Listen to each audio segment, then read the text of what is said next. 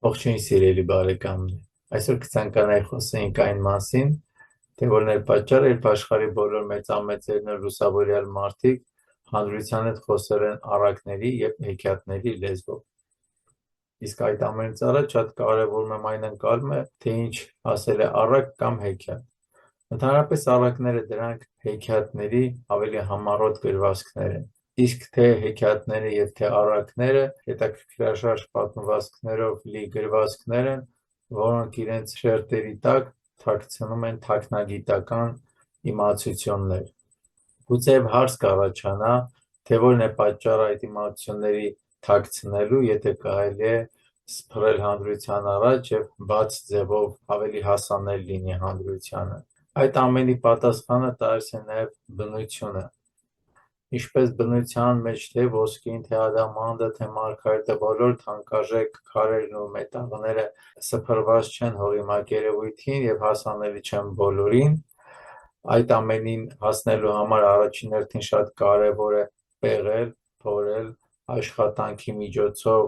գտնել այդ ամենը, մշակել, վերամշակել, փայլեցնել և նոր այդ ամենից հետո իրենք դառնում են ավելի թանկարժեք։ Եվ այդ իսկ օրինակով այդ շերտերը շատ կարևոր է, որ սփռված լինելու փոխարեն թաքնված լինեն շատ գրվածքների շերտերում։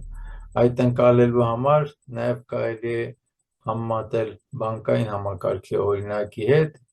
երբ բանկային դաշտում պահվում են երկրի արժույթները, թե դրամի, թե ոսկու տեսքով,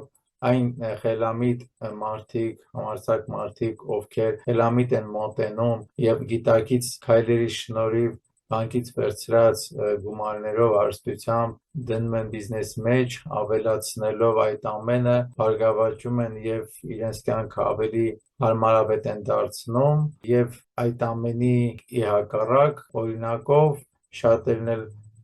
ոգևորված, բայց անգիտակցաբար են անում նույն քայլերը և կորցնելով այդ գումարը, կորցնում են նաև այն ամենը, ինչ ունեին մինչ այդ։ Այնպես որ այդ թաքնագիտական շերտերը հանրության համար չեն, այլ նկատելի և ընկալելի է ավելի արթուն մարդուն։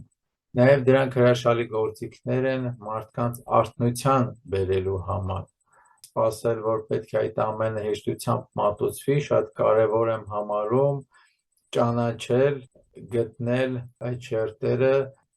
ուսումնասիրել և օգտագործել ի օգուտ մեր իսկ արթնության։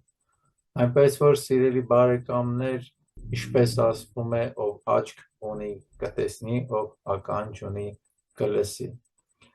Այսօր այսքանը, մաղթում եմ ձեզ արթնություն և հաջողություն։ Շնորհակալ եմ ուշադրության համար։ Ցտեսություն։